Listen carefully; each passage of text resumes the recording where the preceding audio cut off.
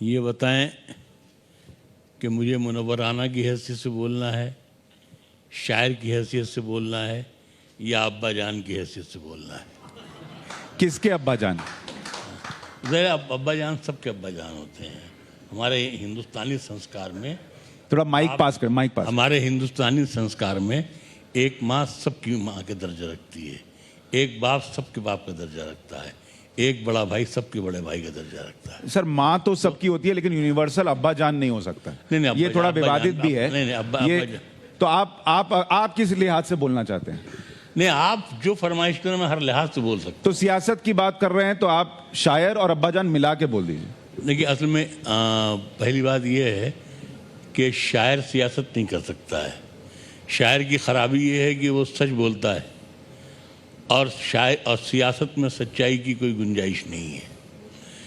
और जिस मकाम पे आप बैठे हुए हैं वहाँ सच को झूठ बनाकर काट पीट करके पेश करने का जो हुनर है वो बहुत दुश्वार है। तो मेरा ख्याल यही है कि मिली जुली सरकार की तरह, मिली जुली खिचड़ी की तरह हम गुफ्तगू भी मिली जुली ही करें। कीजिए। तो मैं यही कहना चाह रहा हूँ कि उत्तर प्रदेश के जो 2022 के इलेक्शन हैं, देखिए पहली बात तो मैं ये भी अर्ज़ कर दूँ कि लोगों को ये मुग़ालता हो गया है कि हम सियासत में आ गए या राजनीति करने लगे। तो ये आपकी इन्फॉर्मेशन के लिए है कि शायर सिर्फ शायर नहीं होता है, उसके अंदर हज़ारों कहानियाँ, हज़ारों किस्से, हज़ारों तारीख़ें दफन होती हैं। सिर्फ ये है कि शायर बोलना नहीं चाहता है, क्योंकि वो बोलते ही मुनव्वराना हो जाता है। हज़रत दिन में उसके ख़िलाफ़ मुकदमे हो जाते हैं। कोई कह देता है कि हमने महर्षि वाल्मीकि को बुरा कह दिया, कोई कहता हमने कुछ कर दिया, कोई कहता हमने कुछ कर दिया। तो मेरी बदनसीबी ये है कि शायद मैं शायर हूँ और मुझे बोलने का सलीक़ा इतना आता है कि इस नासमझ समाज ने उसके अलग अलग मतलब निकाल लिए। हाउएवर 22 के इलेक्शन की मैं मुबारकबाद देता हूँ, इसकी आहट की मैं आपको मुबारकबाद देता हूँ। और इसमें ज़ाहिर सी बात है, इलेक्शन तो एक खेल है, एक तमाशा है। कभी कोई पार्टी जीतती है, कभी कोई पार्टी जीतती है। इस बार भी यही होगा। मुमकिन है योगी जी फिर आ जाएं, और मुमकिन है ओवैसी 100 सीटों से हुकूमत बना ले। ऐसा हो सकता है, कोई मिरेकल होगा कि 100 सीटों से जीत जाइए, आप मुख्यमंत्री हो जाएंगे। नहीं मुनव्वराना साहब, मुमकिन तो खैर कुछ भी है, हो सकता है फिर कोई ओवैसी 100 सीटों से सरकार बना ले और आपको मंत्री बना दे, कुछ भी मुमकिन है। हमें तो मंत्री बनना होता तो हम 30 साल पहले बन गए होते। हाँ। मैंने एक बार संबित पत्रा को मैंने डांटा था, जो मैंने अवार्ड वापस किया था, कि मैं रायबरेली का रहने वाला हूँ। सत्ता मेरे शहर की नालियों से बह के दिल्ली पहुँचती है। अगर मैं भिक्षा पात्र लेकर के नाली के पास भी खड़ा हो जाता तो मिनिस्टर हो जाता। 40 साल पहले मैंने शेर कहा था कि अगर आदाब कर लेते तो मसनद मिल गई होती, अगर लहजा बदल लेते गवर्नर हो गए होते। लेकिन अभी बिना लहजा बदले एक लाइन में ये बताइए, मुनव्वराना के हिसाब से 2022 में किसकी सरकार आ रही है? देखिए, अब अगर हम, इतना मुझे तजुर्बा नहीं है, लेकिन जो आप कहलवाना चाहते हैं वो हम कहना नहीं चाहते हैं। नहीं, मैं कुछ नहीं कहलवाना चाहता सर। नहीं। आप एक नागरिक जो उत्तर प्रदेश में रहता है और आसपास चर्चा करता होगा, माहौल देखता होगा। ये इतने हमारे भाई और बेटे जैसे बहनें बैठी हैं, इनमें से कोई भी नजूमी नहीं है। हाँ, हमारे तिवारी जी नजूमी हो सकते हैं, इस काम के माहिर हैं माशाल्लाह। तो लेकिन और कोई बता नहीं सकता है कौन इलेक्शन में कौन जीतेगा, कौन हारेगा। अगर इतना शऊर आ जाता तो कम से कम छोटे मोटे प्रशांत किशोर तो हम भी हो गए होते। ये नहीं है। अच्छा ठीक है, वो मत बताइए। अगर आपसे ये पूछूं कि आप क्या चाहते हैं, क्या योगी जी रिपीट हो? नहीं, देखिए, योगी जी रिपीट हो या कोई भी रिपीट हो, मैंने सिर्फ एक इंटरव्यू में मैंने ये बात कही थी, उसका भी लोगों ने गलत मतलब निकाला था। मैंने ये कहा था कि अगर ओवैसी की मेहरबानी से अगर योगी जी फिर आ जाएंगे तो मैं उत्तर प्रदेश छोड़ के चला जाऊंगा। इसमें मेरी नाराज़गी जाहिर सी बात है योगी जी से तो नहीं थी, ओवैसी से थी। वो इसलिए कि उत्तर प्रदेश में किसी ओवैसी का कोई काम नहीं है। गंगा जमनी तहजीब जो पूरी दुनिया में बोला जाता है वो लफ्ज़ इसी उत्तर प्रदेश का दिया हुआ है, और उसके सबूत में गंगा और जमुना आज तक गले मिल के बहती हैं। तो यहाँ किसी ओवैसी की ज़रूरत नहीं है जो मुस्लिम सियासत करता हो, कोई एक तरह की सियासत करता हो। हम तो जब इतने बड़े मैं रायबरेली का रहने वाला हूँ, लोग जानते हैं स्कूल जो थे, जो हिंदू स्कूल थे, उनमें हर तरह की ज़ात के लोगों को इजाज़त नहीं थी। तो हमारे मदरसे के पढ़ाए हुए हमारे इलाके के सैकड़ों हिंदू लोग थे जो हमारे, तो लोग कहते थे कि रास्ते राम कहना तो मौलवी साहब से हम लोगों ने सीखा है। तो जाहिर सी बात है कि हम ये जानते हैं कि उत्तर एक बेटी गांव से विदा होती है तो सब आंखें नम होती हैं, और ये समझ में नहीं आता कि ये औरतों की जो आंखें नम हैं इनमें कौन सी औरत इसकी माँ है, सब उसकी माँ मालूम होती हैं।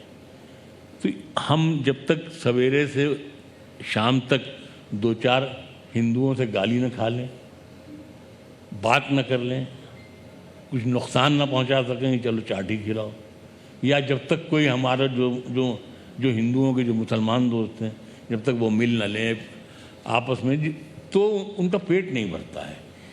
इसको फासले को पैदा करने के लिए हम ओवैसी साहब को उत्तर प्रदेश में इलेक्शन में खड़े होने की इजाज़त नहीं दे सकते हैं। आप मुझे बंद कर दीजिए कमरे में, मेरी ज़बान सी दीजिए, आप हम नहीं कहेंगे, ठीक है, लेकिन जो मैं कह रहा हूँ वो कह रहा हूँ। इलेक्शन में ओवैसी जी ने एक काम तो किया कि उन्होंने गुंडा एक्ट कम किया, ये किया, लेकिन ज़ात बिरादरी का काम ज़्यादा कर दिया उन्होंने, अब्बा जान बन गए वो। तो मतलब ये कि ठीक है, मैं जितना समझ आपका पूरा जवाब थोड़ा सा शायरी की तरह कॉम्प्लिकेटेड हो गया। जो अपने हिसाब से जो मतलब निकालना चाहे वो निकाल सकता है। मनोज भाई, आपके मन में भी कोई डाउट है, बीजेपी के मन में कोई डाउट है कि योगी जी आएंगे नहीं आएंगे, असदुद्दीन ओवैसी 100 सीट के साथ सरकार बना लेंगे? क्या आप लोग कॉन्फिडेंट है, नहीं है? देखिए, अभी जैसे ये शुरुआत हुई और आप तो आज जैसे एक शब्दों के, शायरी की दुनिया के शख्सियत के साथ हमको बिठा दिए हैं कि हमको इस मंच पे कुछ भी बोलने में बड़ा ही संकट है। और माइक हाँ, तो लेकिन जो जैसे भी उनके मुंह से पहली लाइन निकल गई कि आएंगे तो योगी भी आ सकते हैं, तो मुझे लगता है कि वो, मैं तो उसी को सत्य मान के चलूँगा। और जैसे मैंने बताया ना कि अभी तो आज कुछ भी कहना मुनव्वर राना साहब के सामने बहुत ही मुश्किल है, ख़ास तौर से हम जैसे कलाकारों के लिए जो सियासत में हैं। लेकिन मेरा कुछ जगह पे मतभेद है मुनव्वर साहब से। नहीं, भाई साहब के साथ साथ और भी कई लोग ऐसा लाइन बोलते हैं कि सियासत में सच की जगह नहीं है। मैं ऐसा नहीं मानता। मैं मानता हूं कि सियासत बिल्कुल सच्ची वाली है। कुछ लोग इसमें गंदे आते रहते हैं जो सियासत को गंदी करके जाते हैं, जैसे ऐसे लोगों के जहन में ये बातें आ जाती हैं। फिर से वो समय आया है जब सियासत में सच्चाई का बहुत बोलबाला है। और एक लाइन हम और भी, जो मैं भाई साहब को सुनते रहता हूँ, मैं तो इनका बहुत बड़ा फैन हूँ ना। अरे आप देखिए, इन्होंने जो लिखा है, तो माँ के लिए जो इन्होंने लिखा है कि मेरी माँ जब बहुत नाराज होती है तो रो देती है। अब वो लाइन सुन के कितनी बार रोए हम। तो लेकिन ये आज मुझे बहुत अच्छा लगा कि मुनव्वर राना साहब खुद कह रहे हैं कि हमारी कई बातों को गलत ढंग से लिया गया। अगर ऐसा सत्य है तो मैं बड़ा खुश हूँ, क्योंकि मैं खुद कंफ्यूज हो जाता हूँ। लेकिन उनका दर्द तो ये है कि वो कहते थे कि बातें सुनकर माँ रो देती है। योगी जी के राज में आपने उनको रुला दिया है। उनको दर्द दिया है, तकलीफ दिया, कह रहे बाहर चला जाऊंगा रहने अगर योगी जी नहीं नहीं, कैसे जाएंगे हम लोग, जाने नहीं देंगे। हाँ हम लोग बाहर नहीं ऐसे जाएंगे, थोड़ी, यहीं रहेंगे। नहीं, मैंने क्या कहा, उन्होंने उसका भी क्लियरेंस कर मैंने ये दिया। कहा कि अगर 100 सीटों से हुकूमत ओवैसी बना सकते हैं माइक ऊपर। तो मुझे छोड़ के चला जाना चाहिए यहाँ से। मत आपका मूड नहीं है ना जाने का, योगी जी आ जाएं तो? नहीं, अरे आप गजब बात करते हैं, हम लोग जाने कैसे देंगे भाई? नहीं, मेरा तो योगी जी भी आएंगे और मनोहर राणा साहब भी यहीं मेरा तो रहेंगे, शेर है सब कुछ यही होगा। हमारा तो शेर है कि मैं मरूंगा तो यहीं दफन किया जाऊंगा, मेरी मट्टी भी कराची नहीं जाने वाली। ये तो 40 साल पहले का। मुझे अभी जैसे मिले हम ना, तो मैंने जैसे ही आपको नमस्कार किया तो इन्होंने कहा बहुत दिन से तुम्हें देखा नहीं, ये आंखों के लिए अच्छा नहीं। तो वो अभी माइक नहीं था भाई साहब के हाथ में। लेकिन देखिए, मेरा ये मानना है कि अब जब आप खुद ही कह रहे हैं कि हमको गलत ढंग से कई बार ले लिया गया, तो फिर तो सारी बातें किनारे हो जाती हैं, क्योंकि हम जैसे जो इनके फैंस हैं, और जैसे भैया ने कहा कि रोज 2-4 हिंदू गाली देते थे होंगे, लेकिन कितने हजारों हिंदू आपके लिए तालियां बजाते हैं, उसको भी याद रखना पड़ेगा, तब जाकर हम पता चलेगा कि मुनव्वर राणा साहब को क्या ये है। याद रहता है 2-4 कितने हिंदुओं ने मुनव्वर राणा को मुनव्वर राणा बनाया? यकीनन मैंने किसी इंटरव्यू में ये बात कही थी। देखिए, हिंदुस्तान से जितनी मोहब्बत मुझे है, मैं इतने लोगों के दरमियान ये दावे से कर सकता हूँ, और जैसा सबूत आप चाहें मैं देने के लिए तैयार हूँ, कि मैं किसी भी बहुत बड़े हिंदुत्ववादी से ज़्यादा हिंदुस्तानी हूँ। जब ये नीलकमल और भाजपा ये सब पैदा नहीं हुई थी, 1990 में मैं जब पाकिस्तान के मुशायरे में गया था, तो मीडिया ने मुझे घेर लिया, और तो शायरों को घेरा तो बच के निकल गए। खुमार था मरूम कहने लगे कि बेटा आप ही झेलिए बेटे, इनको आप ही झेलिए। तो मैंने कहा ठीक है चाचा, झेलते हैं, ये पाकिस्तानी है तो हम भी बहुत कट्टर वाले हिंदुस्तानी हैं। मैंने कहा फरमाइए। तो कहने लगे कि ये बताइए कि आप कायद आज़म के मज़ार पे गए? उस वक्त तक मैं मदीने नहीं गया था। मैंने कहा नहीं, मैं मदीने भी गया नहीं हूँ कभी। कहने लगे मेरा मकसद है कायद आज़म। मैंने कहा मेरा मकसद भी है कायद आज़म। कहने लगे कायद आज़म से मतलब है मोहम्मद अली जिन्ना। मैंने कहा वो आपके कायद हो सकते हैं, मेरे कायद आज़म नहीं हो सकते हैं। हमारा कायद जो है वो तो दुनिया को जोड़ता था, इंसानियत को जोड़ता था, मुल्क नहीं बनाता था, मुल्क नहीं तोड़ता था। तो कहने लगे कि आप यहाँ किसी मिशन पर आए हैं? हमने कहा कि हमारे यहाँ मिशन पर लोग नहीं भेजे जाते हैं। हमारे यहाँ जो लोग आ जाते हैं, हमारी मोहब्बतें देखते हैं, वो खुद मिशन में हमारे यहाँ लग जाते हैं। फिर उन्होंने मुझसे एक सवाल किया। मैंने कह लेंगे आपके यहाँ तो साहब वो नमाज नहीं पढ़ी जाती है, यूँ परेशान किया जाता है, दाढ़ी नोच ली जाती है, टोपी नोच ली जाती है। अब हो रहा है। ये मैं 90 साल की बात बता रहा हूँ, 1990 की। मैंने कहा देखिए एक बात आप समझ लें कि मैं जिस मुल्क हिंदुस्तान में रहता हूँ, वहाँ ये 92 का ज़माना है।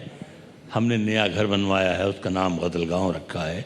मोहल्ले की जो मिली जुली आबादी है, मोहल्ले की जो लड़कियां हैं, जिससे जो रिश्ते होते हों, मेरी बीवी से कोई मौसी, कोई भाभी, कोई चाची, आके कहती हैं कि तुम बहुत देर से सो के उठती हो, हम लोग यहाँ लॉन से फूल तोड़ के ले जाते हैं मंदिर, तुम सवेरे 5 बजे इसको खोल दिया करो दरवाजे को। उस दिन के बाद से मेरी बीवी सवेरे 5 बजे, उन हंगामों के दिन में 92 जब लोग अपने दरवाजे लोहे के बनाने लगे थे, हमने कहा दरवाजे खोल दो, तो दरवाजे खुले रहते थे। वो आती थी, वो तो 5 बजे सवेरे खोल दिए जाते थे, और वो लोग ले जाती थी, फूल तोड़ के जाती थी। तो मैंने उन पाकिस्तानियों से कहा कि माफ़ कीजिएगा कि मैं हिंदुस्तान में उस वक्त 90 के हिसाब से बात कर रहा हूँ मैंने कहा माफ़ कीजिएगा, मैं हिंदुस्तान में 80 करोड़ हिंदुओं की निगरानी में रहता हूँ। दुनिया में इससे बड़ा सेफ्टी कवच कोई नहीं हो सकता। अच्छा, लेकिन